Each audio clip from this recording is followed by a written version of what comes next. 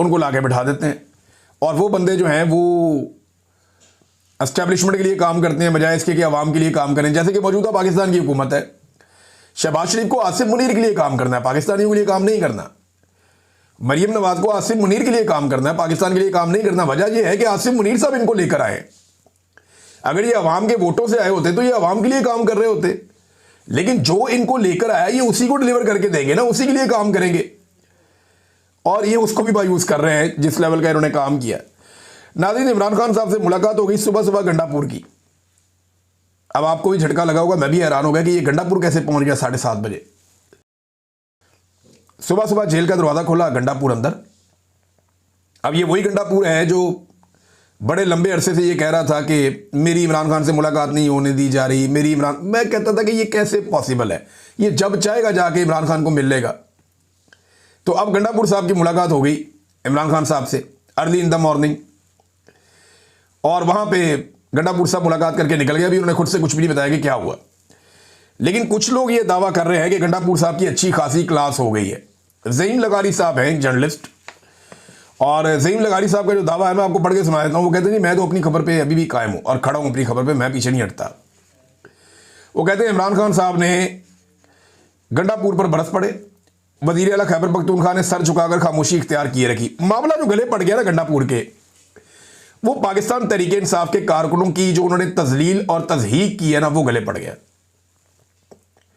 और इमरान खान साहब को ये मालूमात भी पहुंचा दी गई है कि कारकुनों ने जलसे में गद्दार गद्दार के नारे भी लगाए और जूते भी उठा के दिखाएं। अब ये बड़ी नामुनासिब और मायूब बात है, लेकिन ये हुआ है ना, फैक्ट है, आप इससे भाग तो नहीं सकते। जैसे नवाज शरीफ साहब को जूता लग गया था, फैक्चुअल था, टीवी पे दिखाया भी गया, जैसे ख्वाजा आसिफ के साथ हुआ। अब देखें ना, पाकिस्तानी टीवी चैनल्स को आप देखें कि सारे मामले उठा रहे, ये मामला नहीं उठा रहे। इससे आपको अंदाजा हो जाएगा कि एस्टेब्लिशमेंट को गंडापुर पसंद है या नहीं। क्योंकि अगर जूते दिखाए होते कारकुनों ने अलीमा खान को, तो पूरे पाकिस्तान का मीडिया सुबह से शाम तक एक ही खबर चलाता और यही चलाता।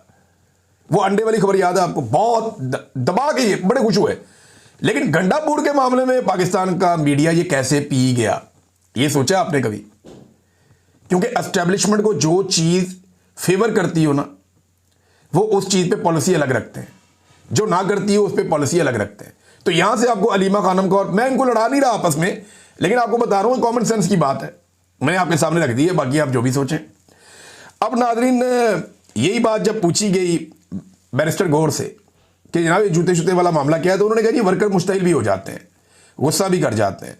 हमारी जमात में जमहूरियत है और यही जमहूरियत का हुस्न है कि लोग अपनी राय का इजहार करते हैं। बाकी जमातों में वाकई ऐसे नहीं होता। पाकिस्तान तहरीक इंसाफ का वर्कर जो है वो लीडर पे भी चढ़ के रहता है।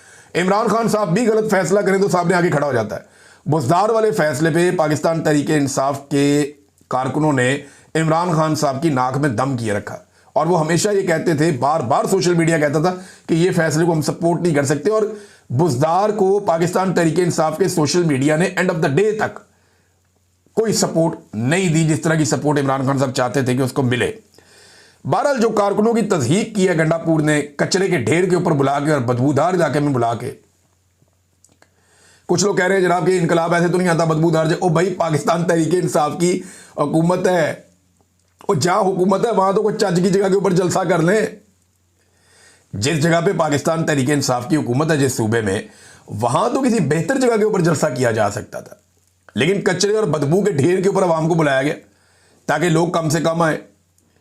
फिर जिस तरह की रुकावटें डाली गई वो भी हमारे सामने, लेकिन इसके बावजूद लोग बहुत बड़ी तादाद में पहुंच गए। तो फिर गंडापुर साहब ने पहले तकरीर कर दी ताकि क्योंकि गंडापुर साहब ने जैसे ही तकरीर की लोग गुस्सा होना शुरू हो गए और इवन लोग वापस मुड़ना शुरू हो गए।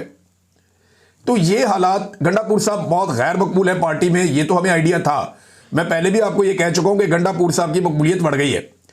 अब वो गलती से भी ये फजलुर रहमान साहब को चैलेंज ना कर दें आजकल के दौर में, हो सकता है कल कोई ठीक हो जाए, इमरान खान साहब के लिए कोई अच्छा काम कर दें, पब्लिक की पल्स के ऊपर हाथ रख दें, एस्टेब्लिशमेंट के बजाय इमरान खान की बात को वजन दें गंडापुर साहब, तो ये इज्जत वापस भी आ सकती है। जैसे मैं नवाज शरीफ को कहता होता हूं कि मियां साहब आज आप एस्टेब्लिशमेंट का जूता छोड़ दें और आप इक़्तिदार की सियासत करें इक़्तिदार के बजाय, तो मियां साहब आपकी इज्जत बहाल हो सकती है। आप 3 दफा इस मुल्क के वज़ीर आज़म रहे, आपका ये अंजाम अच्छा नहीं लगता। तो इसी तरह गंडापुर साहब अगर चाहे और पब्लिक की तरफ आकर खड़े हो जाए एस्टेब्लिशमेंट की बजाय, तो एकदम सूरत हाल बदल जाएगी। अब इमरान खान साहब जेल से बैठ के इनकलाब लाने की बात करते हैं, गंडापुर साहब जलसे में आसिम मुनीर की मिन्नतें कर रहे हैं आर्मी चीफ के कि जनाब ये मसला हल करवा दें, सारे आपके पीछे खड़े हो जाएंगे। इमरान खान साहब कहते हैं उनसे बात नहीं करनी। साफ मना किया इमरान खान ने कि गंडापुर ने, बैरिस्टर सैफ ने और बाकी लोगों ने एक दो और नाम लिए कि कोई बात नहीं करेगा एस्टेब्लिशमेंट से। बैरिस्टर गौर को भी मना किया और गंडापुर उसी एस्टेब्लिशमेंट को जलसे के अंदर खड़े होकर दावत दे रहे हैं कि यार ये मसला हमारा हल कर दें। ये इमरान खान साहब के अहकामात पे अमल हो रहा है। सुनने में आया कि इमरान खान साहब ने इस पे जो है वो अभी चीज़ें सामने आ जाएंगी। इस पे बैरिस्टर सलमान अकरम राजा साहब का एक स्टेटमेंट है, बड़ा इंपॉर्टेंट है। सलमान अकरम राजा साहब का स्टेटमेंट मैं आपको पढ़ के सुनाया दूं। एक्चुअली उनके साथ हुए सवाल जवाब।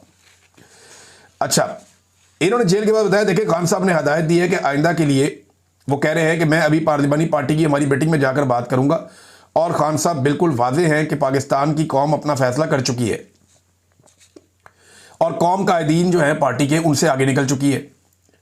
तो पार्टी के कायदीन को अब सोचना होगा कि उन्होंने कौम के साथ चलना है या कौम से पीछे रह जाना है। ये इमरान खान साहब बात कर रहे हैं कि कौम आगे निकल गई है, तुम लोग पीछे रह गए हो सारे। अब तुम लोग सोचो कि तुमने कौम के साथ चलना है या पीछे रह जाना है तुमने, क्योंकि कौम तो आगे निकल गई है। और ये पार्टी के हर लीडर के लिए ये बात है और जो मुआज़िज़ जितने भी रहनुमा है पार्टी के उन सब के लिए है। खान साहब बड़े वाज़े हैं और उन्होंने ये बात की है कि कौम के साथ तहरीक इंसाफ को खड़ा होना होगा। साफ़ी ने पूछा कि जलसा हुआ, उस पर खान साहब ने क्या कहा। उन्होंने कहा जलसे के इंतज़ामी मामला में वही बदबू वाला मामला, कचरे वाला मामला, उसके ऊपर खान साहब ने शिकायत थी। खान साहब तक मुकम्मल बात शायद बराह रास्त नहीं पहुंची थी, लेकिन इस पर रिपोर्ट हो रहा है कि खान साहब ने बरहमी का इजहार किया है। जलसे में जो जूते वगैरह दिखाए गए इन पर बानी पीटीए बरहम नहीं हुए, ये पूछा। तो देखिए अगर कुछ लोगों ने ऐसा किया है तो इसी तनाजुर में खान साहब ने कहा कि हमें कौम की नब्ज समझनी चाहिए। ये नहीं कहा खान साहब ने कि लोगों ने गलत किया, उन्होंने कहा कौम की नब्ज समझनी चाहिए। अगर कौम आगे निकल गई तो हमें कौम का साथ देना है, हम कौम से पीछे नहीं रह सकते। ये इमरान खान साहब ने जेल में कहा। फिर एक और सवाल किया गया कि अली अमीन गंडापुर साहब सूबाई जो है मामलात नहीं संभाल सकते तो कुर्सी छोड़ देनी चाहिए। फिर अलीमा खानम के बारे में एक प्रोपेगेंडा चल रहा है टीवी चैनल्स के ऊपर कि उन्हें कहा कि जनाब आप मुदाखलत कर रही हैं और आप पीछे हटें और मुदाखलत नहीं करनी चाहिए। तो इस पर उन्होंने कहा जी ऐसी कोई बात हुई नहीं, अलीमा खान बिल्कुल कोई दखल अंदाजी नहीं करती, ये एक नौयत की इल्ज़ाम तराशी है। जबकि बाकी बातें उन्होंने कहा जी वो खुद ही आपको बाद में पता चल जाएंगी, पार्टी की एक मीटिंग होगी उसके बाद कुछ और चीज़ें हम बताएंगे। अच्छा जी, ये गंडापुर साहब की मुलाकात के हवाले से भी इन्होंने खुलकर बात नहीं की सलमान अकरम राजा साहब ने। अब इमरान खान साहब की बहनें जब चीज़ें बताएंगी, जब इमरान खान साहब के अपने ट्विटर हैंडल से तफसीलात आएगी तो मैं आपके सामने रखूँगा कि एक्चुअली ये हो क्या रहा है और इमरान खान साहब अब क्या सोच रहे हैं। वैसे पाकिस्तान तहरीक इंसाफ का जो सोशल मीडिया है जहाँ से इमरान खान साहब का ये ट्विटर ऑपरेट किया जाता है, वहाँ तक बहुत सारे पाकिस्तान तहरीक इंसाफ के लोगों की रसाई है, लेकिन वो कोशिश करते हैं कि वही बात कहें जो खान साहब ने जेल में कही है और अभी वो चीज़ें सामने आ जाएंगी। डिग्री वाला जो मामला था नाज़रीन, ये डिग्री वाला मामला वो है जो जस्टिस जहांगीरी वाला मामला। इसमें जस्टिस डोगर ने उन्हें फारिग कर दिया था कि जनाब अब ये काम नहीं कर सकते, काम से रोक दिया गया था। तो सुप्रीम कोर्ट ऑफ पाकिस्तान में दूसरा ऑर्डर आ गया। ऐसा लगता था कि जजेज ये करना नहीं चाहते, इस ऑर्डर को मुअत्तल नहीं करना चाहते, वो नहीं चाहते कि जस्टिस जहांगीरी काम करें।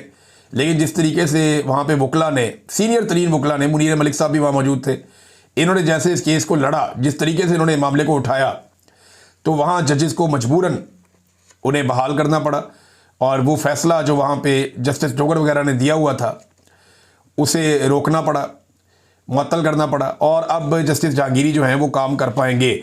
लेकिन कुछ टाउट्स जो हैं वो ये क्लेम कर रहे हैं एस्टेब्लिशमेंट से बात करने के बाद कि जस्टिस जहांगीरी को बहुत जल्द फारिग कर दिया जाएगा। जस्टिस जहांगीरी का पहली मरतबा मौके भी है, उन्होंने 34 साल काम करता रहूँ तो 34 साल के बाद मेरी डिग्री जाली हो गई। मामला वही है ना जो पूरा पाकिस्तान कह रहा है कि जब तक ये जज और तमाम ओहदों के ऊपर रहा ये शख्स तब तक किसी को कोई प्रॉब्लम नहीं था। जैसे ही इस आदमी ने एस्टेब्लिशमेंट को छेड़ा, एस्टेब्लिशमेंट ने इसकी डिग्री जाली कर दी 34 साल के बाद। ये है पाकिस्तान का निज़ाम। पाकिस्तान पीपल्स पार्टी और नून लीग नाज़रीन आजकल नूरा कुश्ती कर रही है और नूरा कुश्ती की वजह मैं आपको बता देता हूं। ये मुझे सोर्स ने बताई, बड़ी मज़ेदार बात है। नून लीग और पीपल्स पार्टी ने पीटीआई की जितनी मुखालफत की उतना ज़्यादा वो नीचे जाते हैं। उन्हें इस बात का आइडिया हो गया कि जितनी देर ये पीटीआई के साथ लड़ेंगे लोग इनको जूते मारेंगे।